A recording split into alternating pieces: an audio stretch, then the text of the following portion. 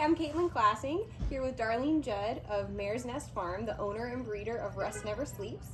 And we're here today at Lockmoy Farm where we saw Rust do his first attempt at a horse show. Very impressive. But Darlene, if we can, I've heard this story a little bit and it's a good one, so I want to take it back to Rust's origin stories. If you could tell me about his mother, how she came into your life, and why you were attracted to her. Oh, with pleasure. She's one of my favorite all-time horses.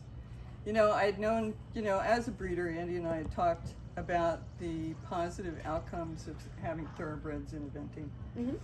And one of the things that I wanted to find was a thoroughbred mare that was well put together, that had a background for going distance and jumping. And it's quite clear that if you look at the European horses and the horses from Ireland and Great Britain, these horses, in some cases, like the dam sire, Yates, are 30 furlong horses. Yep. Yates won the Jockey Gold Club at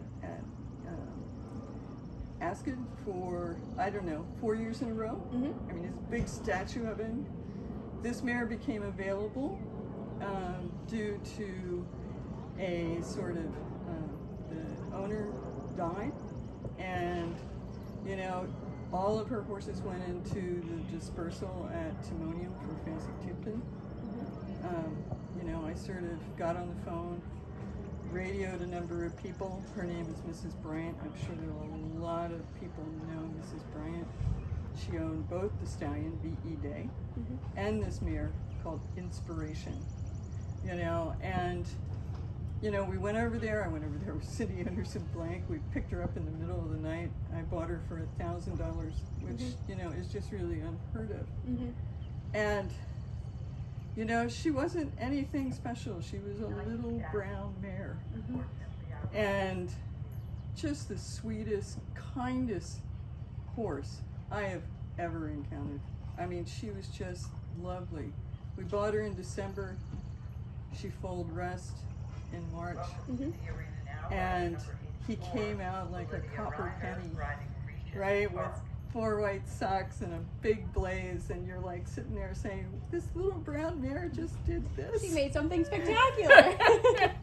And that's the origin story. The sad part of the story is that, within 3 months she passed, and Rust was left by himself as a 3-month-old, and he immediately was, sort of paired up with a 17-hand warm blood gelding that I have that's been at the farm forever.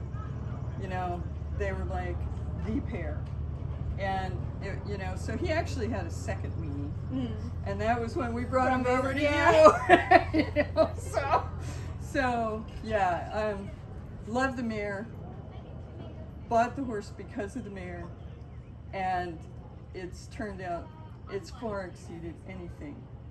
So Russ is kind of the one shot you got out of this mare who had such spectacular bloodlines for the distance breeding, for the jumping, for a thoroughbred. When he was born, I know I discussed this with you a little bit, but was there any temptation to send him racing, or how do you view the importance of thoroughbreds in the eventing sport, and why was the decision always to send him to be a sport horse? The decision was always to send him to be a sport horse. We live outside of Charlestown, but the tracks are small. These horses, running around 5 times the track to get anything out of them. I mean, the mare had produced a number of others that have gone to the track. And, I don't think the tracks or the mileage that they're putting in are long enough for these horses, to be honest with you, so they're not stars.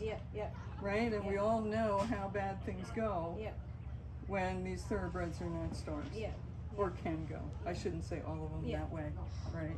But, so no, there was never a thought, I had dreamed of what I was going to breed this mare to. I already had a long list. Right? And he's the one we got.